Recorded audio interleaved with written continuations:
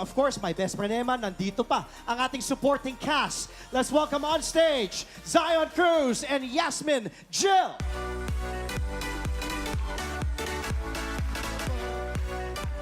Yasmin and Zion. Oo, that's also my baby. Ang Yes, dami ko your talagang other baby. anak. Oo.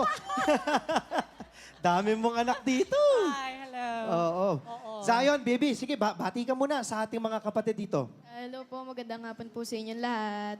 Bakit parang nagbinata ka na, Zion? Ano nangyari? Grabe, Ano no? microdrama Oo. tayo?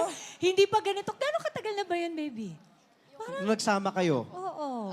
Last year? I see you. Last year lang Last yun. year lang Parang yun, naging ah. binata ka. Ano? Paiyak na. Grabe, no? Lumalaki Wala na, na. tumatangkad na. Kaya nga eh. Oo. And Yasmin? of course. Go ahead. Yasmin. Good afternoon, everyone. Thank you for being here po.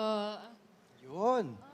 O dahil nga gabi-gabi, hapon, napapanood natin tuwing hapon ang ating My Best Friend Eman. Why don't you invite everybody na tuloy-tuloy lang natangkilikin ang inyong napakagandang programa. JM? Yun, sana po tangkilikin niyo po ang aming palabas na My Best Friend Emma. Nasa book 2 na po kami. Marami po kaming i-offer sa inyo na magandang storya, twist, and marami pa pong iba. Maraming salamat po.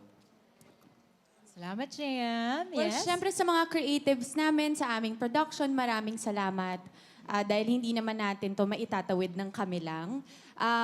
And so sa mga manonood, iniimbitahan po namin kayo na sana po tuloy-tuloy lang po ang inyong suporta.